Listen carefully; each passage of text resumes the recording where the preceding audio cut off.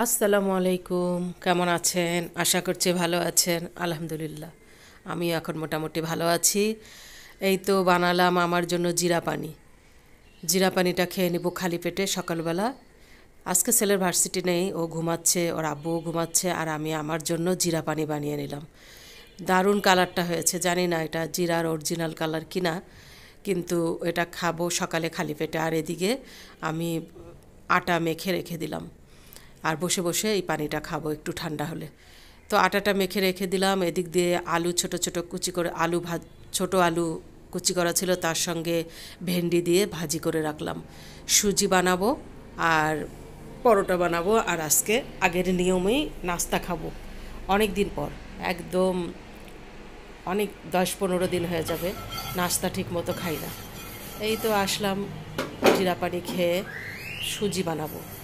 কালকে ওর আব্বুকে বলেছিলাম সুজি নিয়ে আসিও তো, কিন্তু সুজি কিন্তু বর্ষাকালে পোকা ধরে, একটু ভেজে টেজে রাখতে হয়। দেখি বাকিগুলা ভেজে রেখে দিব, আর একটু সুজি বানাচ্ছি আমাদের দুইজনের জন্য। তো আমি এই তো সুজিটাকে ভেজে নিব। আর শরীরটা একদম কি বলবো, পুরো মাসটাই গেল অসুস্থতায়।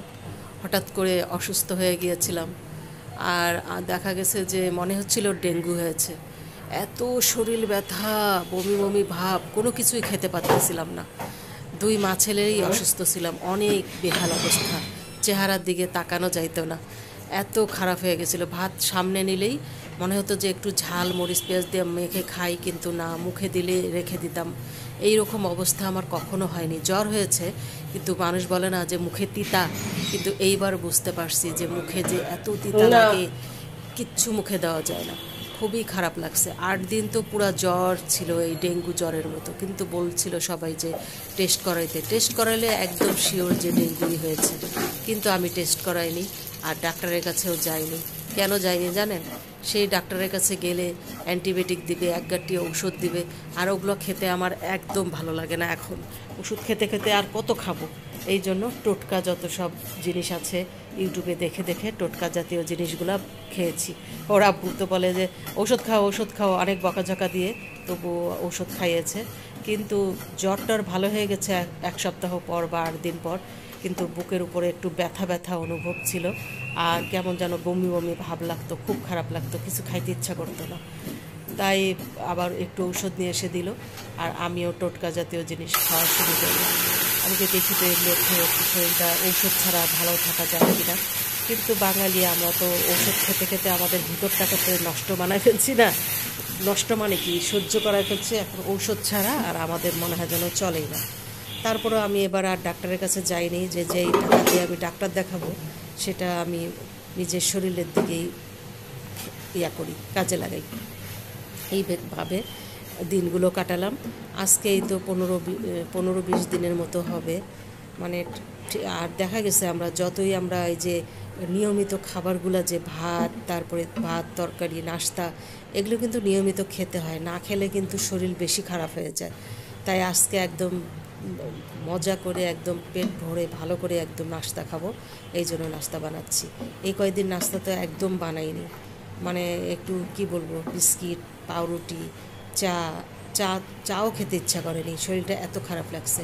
তো সুজিটা বানিয়ে নিলাম, একটু ঘি দিলাম, দিলে কি ঘ্রাণটা সুন্দর হয়। আর আজকে ভাজি, সুজি আর পরোটা খাবো একটু। দেখা গেছে স্বাভাবিক খাবার, 2 বেলা ভাত, সকালের নাস্তা, এগুলা ঠিক মতো খাইনি, কিন্তু মানুষের শরীর ভালো থাকে। আমরা অনেক সময় ভাত খাই না রাত্রেবেলা, তখন শরীরের মধ্যে তখন কিন্তু গ্যাস সৃষ্টি হয়। আর না খাওয়াটা কিন্তু খুবই মানে খারাপ জিনিস। আমরা মনে করি না খাইলেই মনে হয় আমাদের স্বাস্থ্য ভালো থাকবে, আমরা চিকন হয়ে যাব, সেটা কিন্তু না। ভাত যেটা আল্লাহর সৃষ্টি, সেটা কিন্তু খেতেই হবে, সেটা খেলে শরীর ভালো থাকে। আমি তো দেখলাম তাই। আমি রাতে এখন আর আমি না খেয়ে ঘুমাই না। আগে তো ভাত খেতাম না, কিছু একটা খেয়ে ঘুমায় যেতাম, কিন্তু এখন আমি দুপুরে রাতে একটু ভাত খাওয়ার চেষ্টা করি। সকালে যে নাস্তাটাও খাবো, একটা ডিমও খাবো, খেয়ে নিব। আর ভাত খেতে খেতে তো 3টা, 3:30, না 2:30-3টা তো বাজবেই। নামাজ পড়ে ভাত খাবো গোসল টোসল করে, এই ধরনের। তো আমি এই পরোটাগুলো বানিয়ে নিচ্ছি। গত রাত্রে ছেলে নান রুটি দিয়ে মাংস খেয়েছিল, তা বাইরে পরোটা বানাতে বলেছিল, কিন্তু আমার শরীরটা ভালো, মানে জ্বর ভালো হওয়ার পরও শরীরের মধ্যে দুর্বলতাটা আছে, ইচ্ছেই করে না রান্নাঘরে এসে কিছু করতে। তো আমি বেশ কিছু পরোটা বানিয়ে রাখতেছি, বক্সে ভরে রাখবো। ও তো একটার বেশি অতটা খায় না, জোর দুইটা, মাংস হলে দুটা। আর এখন ঘুম থেকে উঠে চা দিয়ে একটা পরোটা খেয়ে ফেলবে। তো আমি এইভাবে করে একটু পরোটা বানিয়ে রেখে দিই, তারপরে ও উঠলে ভেজে ভেজে ভেজে দিব যার খাওয়ার দরকার হবে। অনেক সময় রাতে ভাত খেতে চায় না, আমিও ভাত খাবো না, অন্য কিছু বানায় দাও। তার দেখা গেছে এইরকম পরোটা বানিয়ে রাখলে বক্সের মধ্যে করে ভেজে দেওয়া যায়। তো ভাবছি কিছু পরোটা বানিয়ে এখন রাখলাম, আরও বানিয়ে রাখবো। মানে এক সপ্তাহের মতো বানিয়ে রাখলে কিন্তু ভালোই, ভেজে দিলে ভালো, বাইরের থেকে আর কিনে আনা হয় না। কালকে যেমন রাতে নান রুটি কিনে এনেছে, তো আমি কয়েকটা এইভাবে রেখে দিলাম, একটা একটা করে ভেজে দিলেও হবে। মাঝে মাঝে আমাদেরও খেতে ইচ্ছা করে, তো শেষ হলে আরও বানিয়ে ফেলবো। আর আমার জন্য একটা, ওর আব্বুর জন্য দুটো রেখে বাকিগুলো রেখে দিলাম বক্সের মধ্যে। এভাবে আজকে অল্প করে বানালাম, আরও বেশি করে বানিয়ে রেখে দেব। তাহলে আর বাইরে টাকা পয়সা নষ্ট করে আর এই আনা, বিরক্ত আনা। অনেক সময় বৃষ্টি থাকে, আনা হয় না, বৃষ্টির জন্য বাইরে যাওয়া একটা ঝামেলা, আর দামও তো বেশি নয়। এভাবে বানিয়ে রাখলে বাসারটা খেতেও মজা পায়। তো আমি পরোটাগুলো এরকম ভেজে নিলাম, আমি একটা খাবো, ওর আব্বুর জন্য দুটো ভেজে রেখে দিচ্ছি, উঠলে তাকে দিয়ে দেবো। আর আমার আমার জন্য একটা ভেজে আমি, আর সফট হয়েছে পরোটাগুলো, অনেক নরম, অনেকক্ষণ রেখে দিলেও শক্ত হবে না। ঢেকে রেখে দিব, একদম গরমও থাকবে, সফট নরম থাকবে। তেল আর একটু ঘি মিশিয়েই দিলাম। তেল এখন দেখলে না একদম খুব লাগে শরীরের মধ্যে, মানে তারপরও তেল তো খেতেই হবে, কি আর করব। সরিষার তেল খাওয়ার অভ্যাস নেই, তাই সরিষার তেলটা আর খাওয়াও হয় না তেমনটা। সরিষার তেল পরোটাও তো দেওয়া যায় না, দিলে বাজে গন্ধ আসবে না। যতই স্বাস্থ্যসম্মত বলি না কেন, আমাদের শরীরে যা হয়ে গেছে সেটাই আমাদের শরীরের জন্য উপকারী।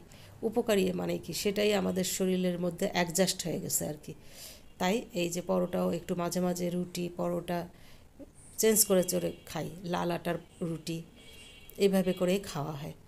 তো আমি তো ভেজে নিলাম, আমার জন্য একটা ডিমও পোস্ট করে নিব, ভাজি দিয়ে একটু সুজি দিয়ে। আজকে একটু অনেক দিন পর নাস্তা খাবো, তো বসে বসে নাস্তা খাবো আর আপনাদের মাঝে শেয়ার করব। আপনারা দেখতে থাকুন ভিডিওটা, আমার সঙ্গেই থেকে আমার ভিডিওগুলো দেখবেন, আশা করছি ভালো লাগবে। মাঝে মাঝে না মনটা খারাপ হয়ে যায়, দেই না, আর দিতে ইচ্ছে করে না, মনে হয় জানি থাক আর দিব না, কিন্তু আবার দিই। আমি বলি কি করব, দেই একটু, টাইমটাও কাটে, মনটাও ভালো থাকে। অসুস্থ থাকলেও মনটা কিন্তু ভালো হয়ে যায়, যে এইরকম করে যদি মানে ভিডিও একটু দিলে মনটা ভালো লাগে। ব্যস্ততাও থাকে, কাজ তো সব সময়ই করা হয়, তাই না? কাজ আর কত করব। কাজ করে আর মাঝেও যখন ভিডিওটা দেই আর কেউ দেখে, তখন মনে হয় যেন না, কেউ তো দেখলো, ভালোই লাগতেছে।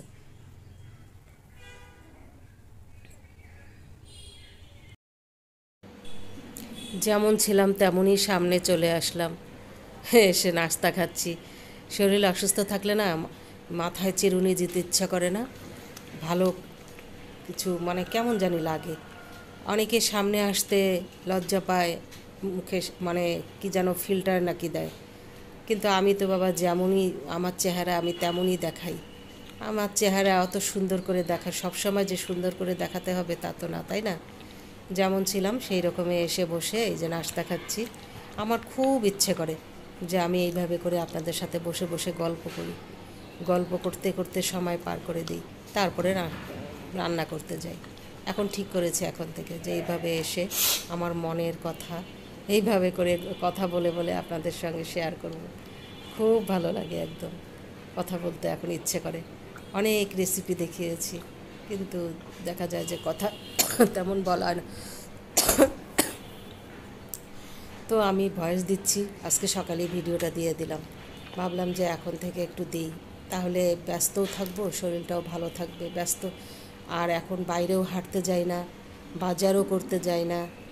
আজকে ওর আব্বু বলে এত সকালে বাইরে যাও, বিকালে বাইরে যাও, এই জন্য তো শরীরটা এত খারাপ হয়ে গেছে। কিন্তু আমি তো নিজেকে ব্যস্ত রাখতাম, সকালেও বাইরে যেতাম, বিকালেও বাইরে যেতাম, হাঁটাও হলো, একটা কিছু কেনাকাটা করে নিয়ে আসলাম। আজকে অনেক দিন হলো আমি বাইরে যাই না, বাজারও করে আনি না, ওর আব্বুই সব কিছু। মাঝে মাঝে রেস্ট নেওয়াটা অনেক ভালো লাগে, কিন্তু দেখা যায় যে বেশি রেস্ট নিলে আবার কেমন জানি লাগে। তো বসে বসে আমি নাস্তা খাইতেছি আর আপনাদের সাথে কি জানি বলতেছি, পরে তো ভয়েসও দিলাম। তো আপনারা এইভাবে ভিডিওটি দেখে নেবেন আর আমার সঙ্গেই থাকবেন। তো আমি এই তো নাস্তাও বসে বসে খাচ্ছি, আর চা খেতে ইচ্ছা করে না এখন। ওর আব্বু আসলে হয়তো বা নাস্তা, ওর আব্বু উঠেছে, একটু বাইরে গেছে, এসে নাস্তাটা খাবে। আগে তো চা তো দিয়ে খেতে ভালো নাস্তা খেয়ে লাগতো। হয়তো বা লাল চা করবো, না হলে দুধ চা করবো। এখন আগের মতো অত নেশা নেই, মনে হয় যে দুধ চা খাইতেই হবে। আজকে আলু ভাজির ভালো মধ্যে লাগে না, ভেন্ডি ভাজি শরীরের দিছি তো, ভিতরে তো মানে ভালোই লাগতেছে।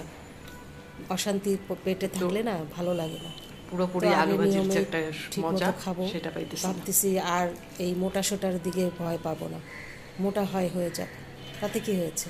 আল্লাহ হাফেজ, সবাই খুব ভালো থাকবেন, সুস্থ থাকবেন, শরীরের যত্ন নেবেন।